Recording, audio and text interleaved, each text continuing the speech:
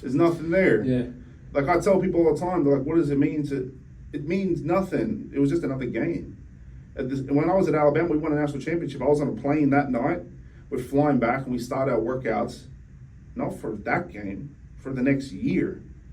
I was like, I took one thing that sticks with me, and hopefully, I pray it sticks with me for the rest of my life. Coach Nick Saban, one of the best coaches ever coached football, was with me for years at Alabama. His thing on the 24-hour rule was like the epitome of what I believe in. It was 24 hours, win or lose, we're back to work. We don't sit around and worry about it. Like, we're the best team in the country. Sit around and worry about a loss or a win when we have to win next week.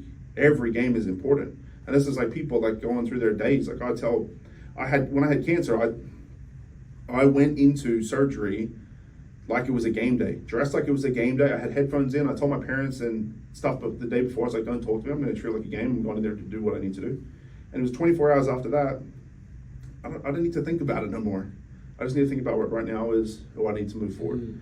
And I think a lot of that around what people are chasing and their ideologies of their success and like what the end game looks like. And man, I don't like to burst people's bubble, but there's more, you know what I mean? Like, and I chased it so hard, I sacrificed everything I possibly could, and it was taken from me straight away with nothing.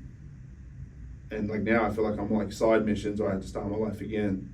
And it's like I got to refine that again. So it's like I'm grateful for the opportunity to start from ground zero and like let's chase what else. Like I might be able to fit 2 or 3 lives in the amount of time I might get, or I might go tomorrow.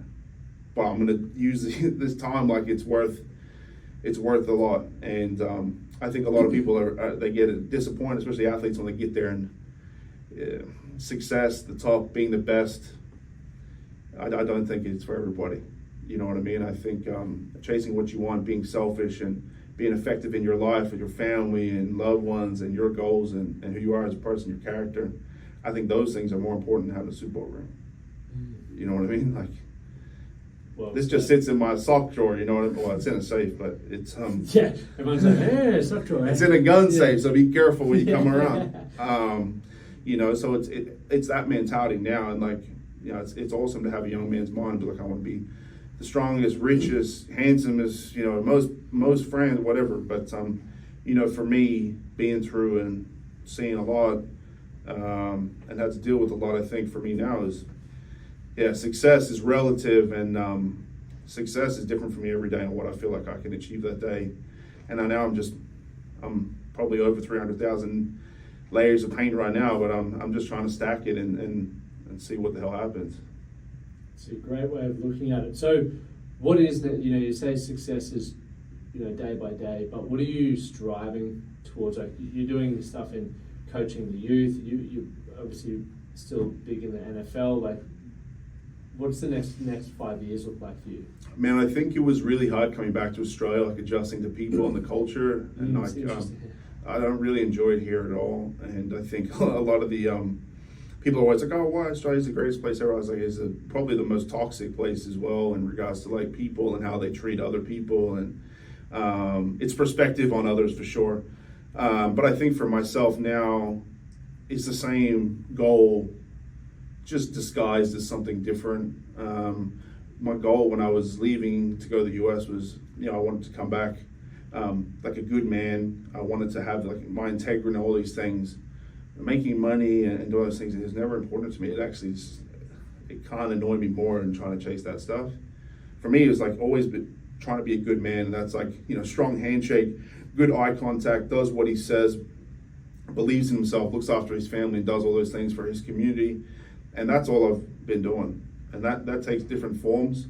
For me right now, like previously, me and my wife were doing a lot of indigenous stuff. I was lucky enough to go up north, Palm Islands, all these different places. And I think, you know, we still work a little bit in that, but it shifted a lot to football now with the growth of football and my effectiveness in the space to help young men sort of make their journey to the U.S., which I push heavily as life-changing in regards to getting a college education, not just making money. And so we do a lot with that, working closely with local Gridiron Australia, the national body, trying to grow the sport. And stress the importance of not only the opportunity to go into the US, but the tangible skills it takes to not only go there, but make a difference and be successful. And that's sort of a lot of the stuff I spit out a lot, around the hard work, discipline, integrity, and building yourself before we go over there, and people shitting the bed. Still a lot of that. Yeah. So that's where a lot of my effort is going at the moment. I'm really interested in having that really set up for kids, because I just believe that's a life-changing opportunity.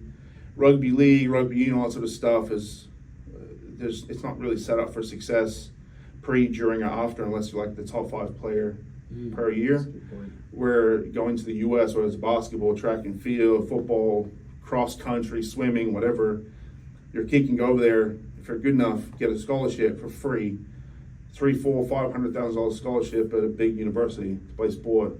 That's no HECS debt, that's no nothing. In the land of the home of the free, it's opportunity everywhere. People want to help. Like, sports is huge, business is huge.